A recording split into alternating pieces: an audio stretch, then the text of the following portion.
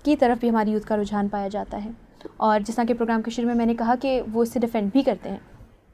लेकिन जब इस तरह के अयाम अज़ा मुहर्रम की हम बात करते हैं या फिर रमज़ानुल मुबारक की बात करते हैं जो अल्लाह का महीना शाहरुल्लाह है, इसमें सब जानते हैं कि ये करना जायज़ नहीं है और इससे रुक भी जाते हैं, अपने नफ्स को कंट्रोल भी कर लेते हैं। सो नफ्स के कंट्रोल करने की बात नहीं है क्योंकि यूथ के अंदर ये अच्छे तरीके से एबिलिटी मौजूद है। तो फिर बाकी तमाम साल हम इस चीज़ को अपने लिए जायज़ क्यों करार दे देते हैं, जबकि हम जानते हैं कि रमज़ानुल मुबारक में मुहर्रम में हमें ख़ुद फ़ील हो रहा होता है कि नहीं, हमें ये करना नहीं चाहिए। इस हवाले से मैं चाहती हूँ थोड़ा सा वाज़ेह कीजिए। बिस्मिल्लाहिर्रहमानिर्रहीम। बहुत अहम क्वेश्चन और ये बहुत प्रैक्टिकल है हमारी ज़िंदगी, हमारी लाइफ से। जैसे कि आपने मिसाल इन अय्याम की दी, देखिए क्योंकि हमें ये पता होता है कि ये अय्याम बहुत मोहतरम है, मुहर्रम के या रमज़ानुल मुबारक के, और बहुत टेम्परेरी है, यानी कुछ दिनों की बात है। तो शायद बहुत से लोग जो वीक हैं वो इन दिनों का एहतराम कर लेते हैं, लेकिन हकीकत तो ये है कि पूरी दुनिया और ये ज़िंदगी जो दुनियावी ज़िंदगी है ये ही इतनी टेम्परेरी है, और इसमें हमें टेस्ट किया गया है और हमें कहा गया है कि 60, 70, 80 साल जो चीज़ तुम्हारे लिए मुफीद नहीं, तुम्हारे रूह और जान दोनों के लिए, उससे अवॉइड करो और फिर हमेशा हमेशा की ज़िंदगी में तमाम लज्जतों से बहरामंद होते रहो। और वहाँ पर आपको मालूम है जो सिंगर होंगे अंबिया हैं, और जो हसीन वहाँ की म्यूज़िक है वो उसको तो यकीनन नहीं मिलेगी जो दुनिया में सुनता रहा हो। ठीक है।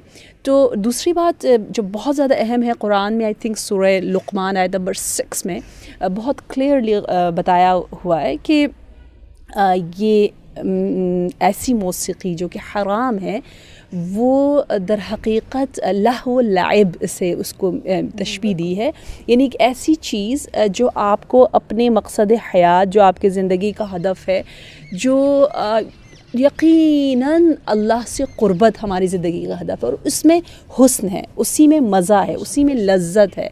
ये हमें समझ में नहीं आता। ये सबसे बड़ी मुश्किल हमारी ये है कि हम म्यूज़िक ना सुने तो फिर हम क्या करें, ये तो रूह की ग़ज़ा है और इसी में तो इतनी लज्जत है। एक लज्जत से हमें दूर क्यों किया जा रहा है, जबकि वो लज्जत हकीकी नहीं है, वो हमें बहुत ज़्यादा हार्म पहुंचा रही होती है। क्योंकि हमारा परवरदिगार आलम अरहमुर राहिमीन है, जैसे माशाल्लाह हम सब जानते हैं। और एक चीज़ अगर जो मुझे वाक़ई सच्चा मसलन सुकून दे, उस पर हकीकी सुकून हो, तो कभी रब्बुल इज़्ज़ा उससे ममनू हमें करार नहीं देगा।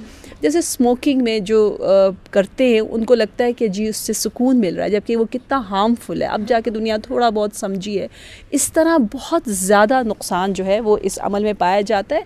आई थिंक अगेन अगर हम समझ जाएं कि इसकी हिस्ट्री में बताया हुआ है कि एक ताजिर था, सिस्टर जानती होंगी, तमाम तफासिर में मौजूद है कि वो जाया करता था जिन दिनों में प्रॉफिट मोहम्मद मुस्तफ़ा सल्लल्लाहु अलैहि वसल्लम कुरान की तिलावत करते थे, और लोग अट्रैक्ट होते थे क्योंकि वो नेचुरल अच्छी उसमें रिदम जो म्यूज़िक पाई जाती, जो दिलों को छूने वाली है, लोग बड़े मज़े से सुनते थे, उसको एंजॉय करते थे। तो जब शयातीन इंस ने देखा कि अच्छा वही का कलाम सुना जा रहा है, जवानों के दिलों में वही का कलाम उतर रहा है और वो असली लज्जत को ले रहे। अब शयातीन का तो मकसद ही यही है कि हमें ना सजदे की लज्जत मिले, ना तिलावत कुरान की लज्जत मिले। हम जब सजदे तुलानी करते हैं, आपको पता है कितना गिरा गुजरता है, उन पर मुश्किल गुजरता है ना, कि क्या करें हम कि ये ख़त्म हो जाए। तो उसने जाकर जो, क्योंकि वो ताजिर था, और उसने आकर स्टोरीज़ सुनाना शुरू कर दी, रुस्तम, इस्फंदियार, ये तमाम जो ईरान के पहलवान थे, और आजकल वही चीज़, और फिर उसको बनाया, कहते वही ड्रामाज जो ख़याली चीज़ें हैं, जो हमारे इमोशंस के साथ खेलते हैं। ये दो चीज़ों के ज़रिए, मौसीकी के ज़रिए नबी अकरम जो तिलावत करे थे कुरान, उससे दूर कर दिया गया। ठीक है। तो यहाँ आज भी यही है, आज भी यही है। अगर आप देखें, आप कुछ अरसा दूर रहें इनसे, तो ख़ुद ब खुद आप जो है नोहा, मरसिया, कुरानी आयात, इनसे करीब हो जाते हैं।